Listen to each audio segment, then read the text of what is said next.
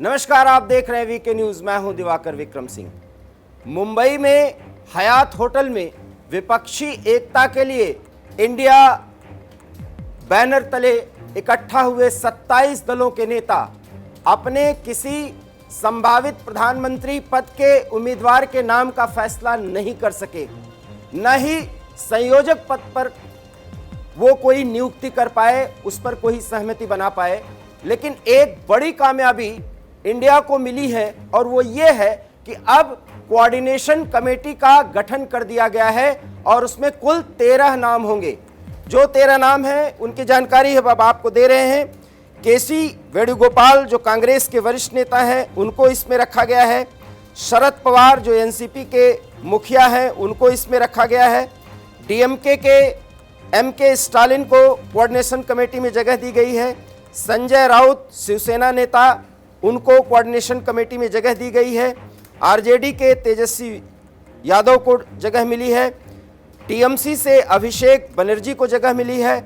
आपके नेता राघव चड्ढा को कोऑर्डिनेशन कमेटी में रखा गया है। सपा में प्रमुख नेता जावेद खान को कोऑर्डिनेशन कमेटी में रखा गया है। जदयू से ललन सिंह, जेएमएम से हेमंत सोरेन और भारतीय कम्युनिस्ट पार्टी से डी राजा, नेशनल कॉन्फ्रेंस के उमर अब्दुल्ला और महबूबा मुफ्ती जो पीडीपी की मुखिया हैं, उनको जगह दी गई है। कुल 13 नामों का जिक्र है। बड़ी बात है कि सपा नेता अखिलेश यादव का कोई जिक्र नहीं है। हालांकि सपा के एक नेता को कोऑर्डिनेशन कमेटी में जगह दी गई है। सवाल यह है कि अखिलेश यादव को जगह क्यों नहीं दी गई, और साथ ही साथ अरविंद केजरीवाल कोऑर्डिनेशन कमेटी में नहीं है। हालांकि आपके नेता राघव चड्ढा को उसमें जगह मिली है। कुल मिलाकर के कोऑर्डिनेशन कमेटी तो बना दी गई, लेकिन इस कोऑर्डिनेशन कमेटी का मुखिया कौन होगा, फिलहाल इसका ऐलान नहीं किया गया है। न ही संयोजक कौन होगा, इसका भी ऐलान नहीं किया गया है। साथ ही साथ जो चर्चा आम थी कि इस बैठक में लोगो, बैनर और सभी मुद्दों पर चर्चा होगी, उस पर अभी कोई फैसला हुआ ही नहीं। हाँ, इतना फैसला जरूर है कि तीसरे सप्ताह में, आने वाले इसी महीने में तीसरे सप्ताह में एक बड़ी रैली की जाएगी विपक्षी एकता को दिखाने के लिए। उस रैली को कहाँ किया जाएगा और कौन कौन लोग शामिल होंगे, इसके बारे में नहीं बताया गया।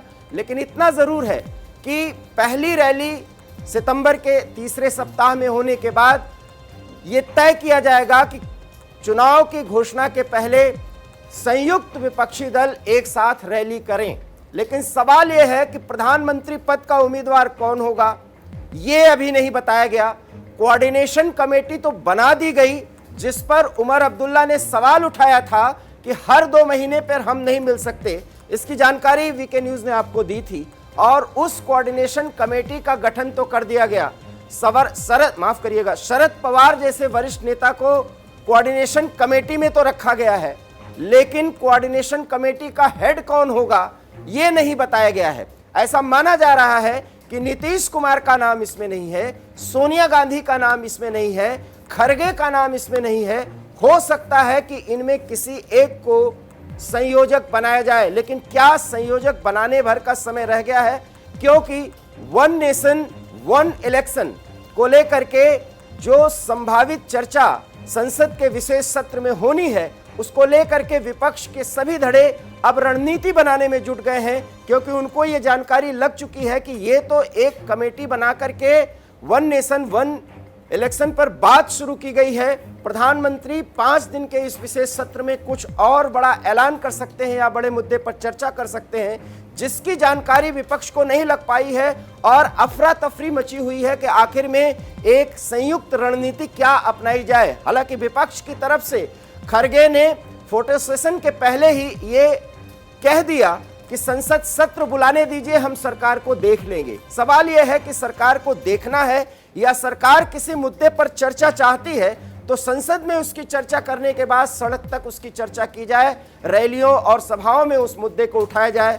इस पर विपक्षी दल एक राय कायम नहीं कर पाए हैं, तो आप साफ समझ सकते हैं कि मास्टर स्ट्रोक के बाद जो एक बड़ी रणनीति और कुछ और मुद्दों पर बात करनी थी, विपक्षी दलों को वो नहीं कर पाए, लेकिन कोऑर्डिनेशन कमेटी आनन फानन में उन्होंने बना दिया। लेकिन कोऑर्डिनेशन कमेटी का मुखिया कौन होगा इसका जिक्र फिलहाल नहीं हुआ है।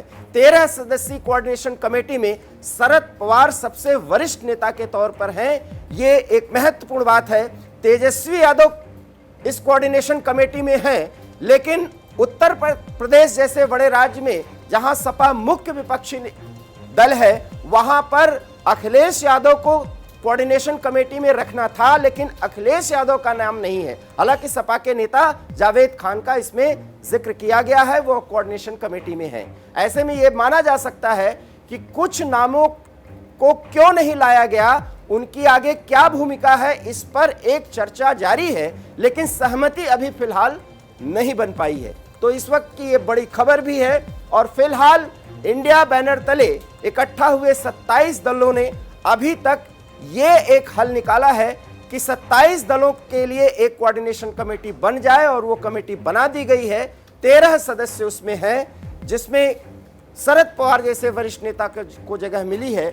अब हो सकता है कि बिना किसी घोषणा के शरद पवार को ही लगभग संयोजक की भूमिका में मान लिया जाए। क्या होगी वो जानकारी और क्या होगा उसका विश्लेषण हम आप तक जरूर पहुंचाते रहेंगे। फिलहाल मुझे दीजिए इजाजत। नमस्कार। वीके न्यूज, राष्ट्र के नाम।